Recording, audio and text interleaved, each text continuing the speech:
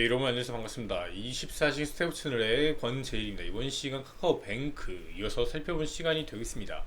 자, 일단 지금 금리가 많이 올라갔는데, 자, 금리가 많이 올라가게 되면 예대 마진의 증가가 일어나기 때문에 이 카카오뱅크의 원래 주가 상승이 일어나야 돼요.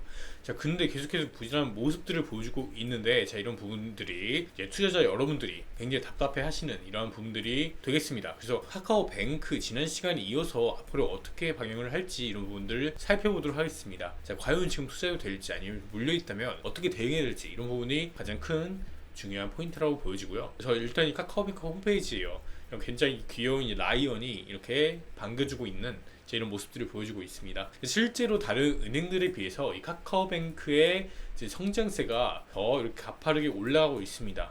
자, 이런 반면에 주가는 이렇게 낙폭을 보인 과정 속에서 한번 반등이 일어나고 이렇게 매물대만 쌓고 있는 이 성장의 반면에 주가는 부진한 흐름들 안녕하지 못하고 있어요. 이렇게 라이언은 안녕하다고 이렇게 흔들어주고 있는데, 반겨주고 있는데 주가는 지금 안녕하지 못하고 있다. 이게 참 답답한 부분인 거죠. 자, 지금 이런 뉴스들이 나오고 있습니다. 가계대출 급증에 화들짝 놀라면서 카카오뱅크, K뱅크가 현장 점검에 나섰다. 자, 이런 이야기를 하고 있는데요. 한번 살펴볼게요. 금융당국이 인터넷 은행에 대한 현장 점검에 현재 나섰다고 합니다. 자, 왜냐하면 올 상반기 인터넷 주택담보대출이 크게 늘었다는 데서 이제 기인하게 되는데요.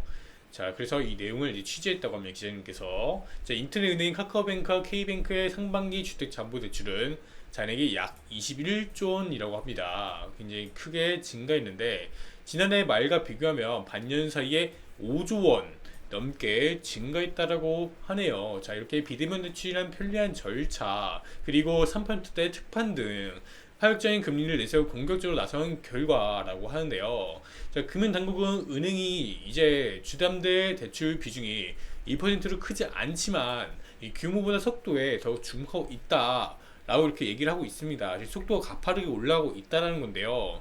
자, 이게 일단은 인터넷 뱅킹 굉장히 신속하고 편리하게 대출을 받아볼 수가 있습니다. 특히 이 300만원 대출, 소액 대출 다들 아시나요? 300만원까지는 이게 쉽게 대출을 받아볼 수 있는, 자, 이러한 상품들도 있다라고 하고, 자, 이런 상품들을 대출 받아갖고 이제 소비를 하는, 이렇게 소비를 하고 여행을 가는 이런 사람들도 있다라고 지금 이런 뉴스들이 나오고 있는데요. 이런 관련 소식들 때문에 이제 연체율도 많이 증가하고 있고, 자, 이런 부분들이 실적에도 악화를 주고 있는, 악영향을 주고 있는 이런 모습들을 보여주고 있다라고 생각하시면 될 것 같습니다. 그래서 현재 50년 만기 주담대를 둘러싼 이 나이 제한 가능성 등 이런 규제의 혼선으로 인해서 막차를 타려는 이 대출 소유자들의 부추기고 있다라는 이런 이야기도 있습니다. 말도 안 되는 거죠. 이제 50년 동안 이제 주택 담보대출을 받을 수 있다. 그래서 만약에 이 10억을 빌려요. 이 10억을 빌린다고 칩시다. 10억을 빌리는데 50년 동안 이 분할로 상환하면 된다는 건데, 자, 이 50년 동안 분할로 상환하면은 원리금하고 이게 이자가 나가는 게 굉장히 현저하게 줄어들 수가 있겠죠. 이런 부분들 때문에 지금 이런 특판 상품들이 굉장히 인기를 끌고 있는 건데, 그 나이 제한이 이제 만 34세를 제한을 두겠다. 자, 이런 이야기들이 들려오자 이제 지금 고령의 연령층에서도 빠르게 신청하려는, 이렇게 막차를 타려는 대출 수요로 인해서 이런 대출 규모가 폭증하고 있다라고 보시면 되겠습니다. 그래서 이런 과정 속에서 이 문제가 이거예요. 연체만 발생되지 않고 이자를 잘 상환하면은 문제라는 게 발생되지 않아요. 이자를, 대출 얼마를 해가든 돈만 잘 갚으면 되는데, 지금 은행 연체율이 1.5%로 이 토스뱅크의 증가폭을 보이고 있고, 이 카카오뱅크는 조금 이제 안정된 흐름으로 0.3에서 0.52%까지 일단 올라가는 흐름을 그려주고 있고요. 또 K뱅크 있죠. 여기 또 마찬가지로 연체율도 증가하고 있다라는 이야기들이 들려오고 있습니다. 그래서 토스뱅크 단기순 손실이, 자, 과거에 비해서는 많이 나았지만 여전히 마이너스 이 적자폭을 그려주고 있다라는 거고요.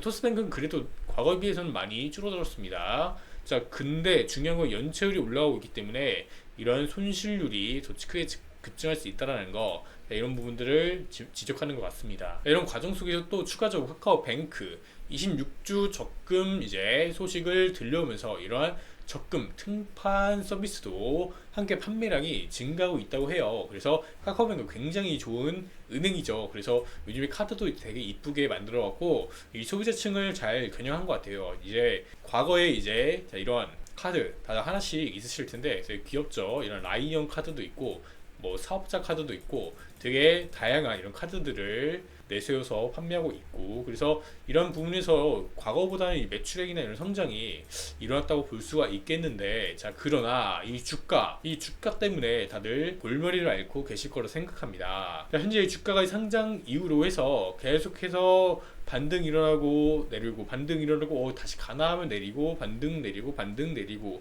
자 이렇게 해서 계속 주가가 2021년도 9월달부터 계속 내려왔습니다. 이 저점은 2022년도 10월달에 나왔는데, 자 그 이후로 계속 매물대 횡보를 해주고 있다라는 거죠. 그래서 이 매물대를 현재 그려주고 있는 모습들 보여주고 있습니다.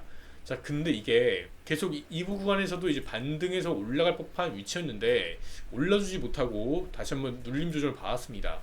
자 이게 좀 이런 부분에 있어서 좀 지금 많이 답답한 부분들 있으실 거라고 생각을 하는데, 그래서 일단 이 매물대를 잘 더 지켜줘야 됩니다. 이 구간만 일단 잘 살려준다면은 어떻게든 반전될 수 있는 소지는 있는데, 자 이 구간이죠. 현재 지금 가격보다 소폭 더 조정받아서 이 구간까지 내려왔다가 이 매물대를 잘 그려주면서 이렇게 꾸물꾸물 조정, 꾸물꾸물 상승 조정, 이런 식으로 해서 올라가는 게 조금 더 좋은 시나리오가 되지 않겠나. 그래서 아마 증시가 이번에 또 하락으로 전환될 가능성이 있는데, 이렇게 증시 하락 전환될 가능성, 이렇게 증시가 하락 전환되는 과정 속에서도 가격을 잘 지켜줬을 때, 자 그 다음에 이렇게 상승이 나올 수 있는 부분이 있기 때문에 이런 부분들을 잘 체크해야 된다고 저는 생각을 하겠고요. 그래서 이 카카오뱅크 굉장히 좋은 기업입니다. 이 장기적으로도 굉장히 좋은 기업이고, 최근에 이제 오프라인 창구에서 온라인으로 굉장히 많이 이동하는 이런 흐름들을 보여주고 있고, 이제 오프라인 창구들을 많이 지점을 감소하는 추세에 있다고 해요.